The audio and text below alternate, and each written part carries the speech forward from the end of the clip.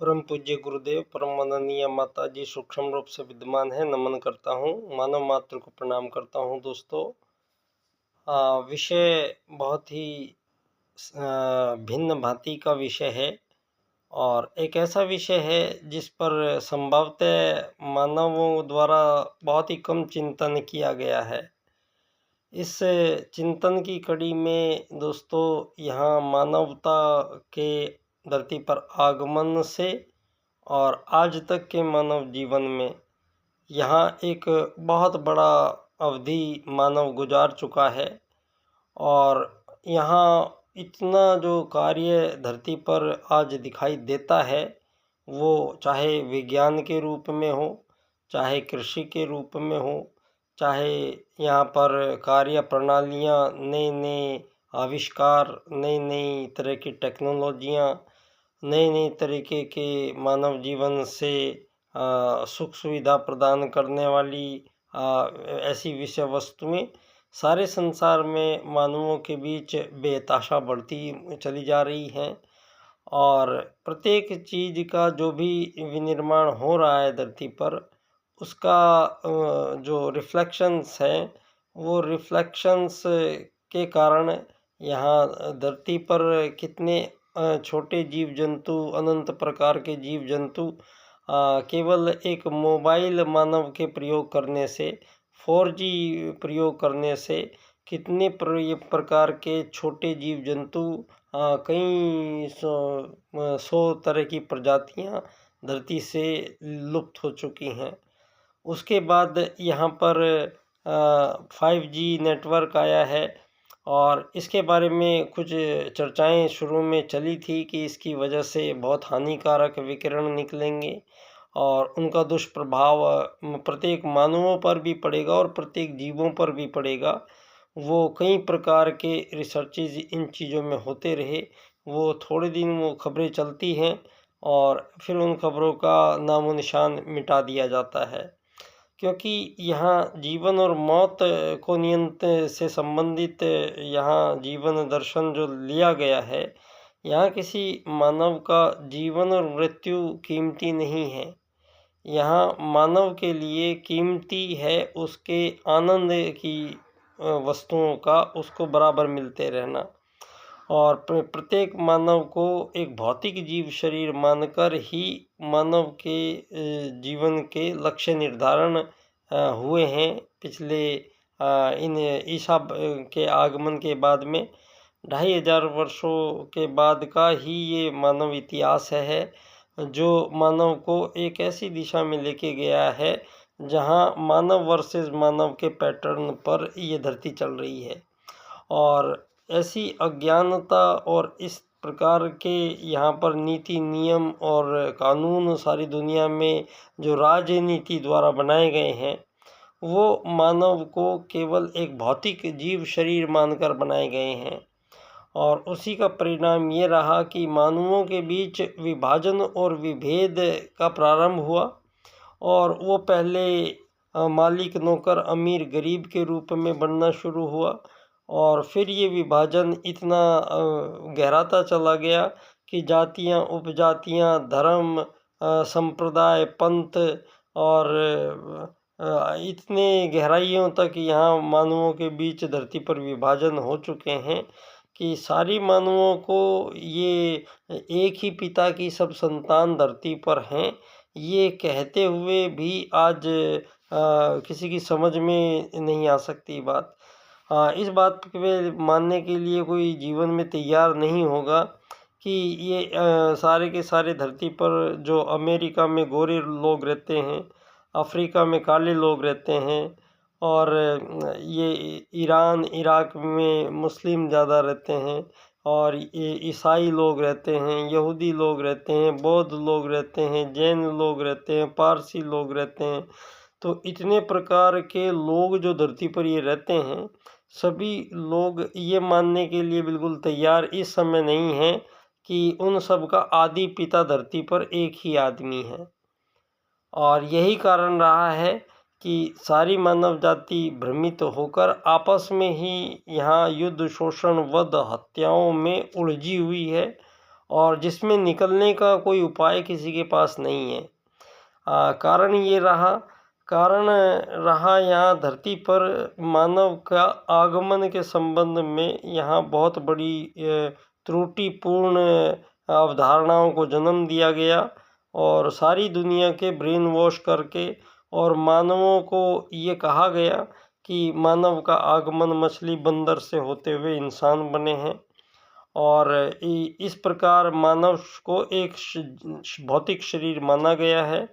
और इस भौतिक जीव शरीर को भूख लगना, प्यास लगना, इसके लिए मकान बनाना, आनंद प्राप्त करना, ये रोटी कपड़ा मकान दुकान चिकित्सा स्वास्थ्य सम्मान, ये इन चीज़ों को टारगेट बना के और मानव वर्सेस मानव के पैटर्न को बना के और यहाँ पूंजीवाद को जन्म दिया गया। पूंजीवाद का भेद जो है वो पहली बार कोई अगर इस धरती पर खोलता है तो वो है पंडित दीनदयाल उपाध्याय जी। ये राजनीति के वो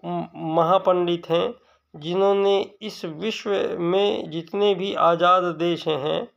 और इन सब आज़ाद देशों के द्वारा जो भी राजनीति अपनाई जा रही है, इन सब राजनीति के अंतर्गत आने वाले 7.5 अरब लोग धरती पर इस समय रहते हैं। पंडित दीनदयाल उपाध्याय जी की विशेष जो राजनीति प्रदान करते हैं वो सारे 7.5 अरब मानवों को एक इकाई के रूप में पिरो देते हैं। उन्होंने एकात्म मानववाद का राजनीतिक सूत्र प्रदान किया है जिसमें मानव को एक आत्मा माना गया है, ना कि एक भौतिक शरीर माना गया है। और आत्मा में कोई भिन्नता हमारे वेद ने हमें पहले ही बता रखा है। परम पूज्य गुरुदेव ने अपनी प्रथम पुस्तक ही मैं क्या हूँ लिखी है और उसमें मानव की पहचान भली भांति बताई गई है। उसी पहचान को आधार बनाते हुए परम पूज्य गुरुदेव के प्रथम शिष्य पंडित दीनदयाल उपाध्याय जी ने वेदों के उस महत्वपूर्ण सूत्र के आत्मत सर्वभूतेषु की सिद्धि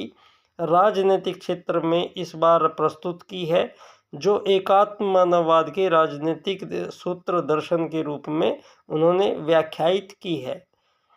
अब उनके पंडित दीनदयाल उपाध्याय जी यदि मानव को एक आत्मा मान के राजनीति करते हैं तो फिर यहाँ आत्माओं में कोई स्त्री पुरुष बच्चा बूढ़ा यहाँ पर कोई विभेद नहीं होता है आत्माओं में। तो सारे संसार के जितने भी विभाजन और विभेद मानवों के बीच हैं उन सब का समापन केवल और केवल एक ही सूत्र करेगा धरती पर, वो है पंडित दीनदयाल उपाध्याय जी का एकात्म मानववाद का राजनीतिक सूत्र। और इस युग परिवर्तनकारी प्रक्रिया के अंतर्गत युग निर्माण योजना के अंतर्गत सारा युग बदल रहा है दोस्तों उस महाकाल सत्ता के निर्देशन में। तो सबसे पहले इस विश्व राजनीति को ही बदलना पड़ेगा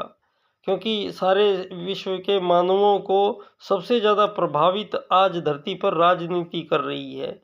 धर्म क्षेत्र को बांट दिया गया है और उनको ऐसा उलझा दिया गया है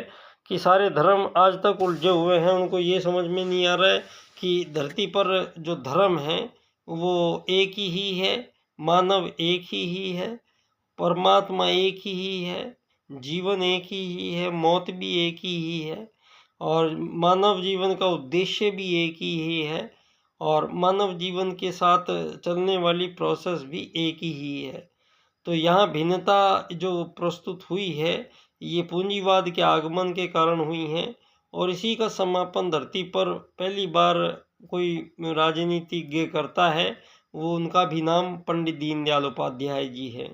जिन्होंने अपने मुख्य राजनीतिक सूत्र अर्थायाम का स्पष्टीकरण किया है। और अर्थायाम में स्पष्ट करते हैं कि यहाँ सनातन भारत में हजारों लाखों सालों से यहाँ मानव रहते आए हैं और यहाँ से चीज़ सारे संसार भर में जाती रही हैं और सारे संसार से चीज़ भारत में आती रही हैं। तो ये वस्तुओं का जो विनिमय होता था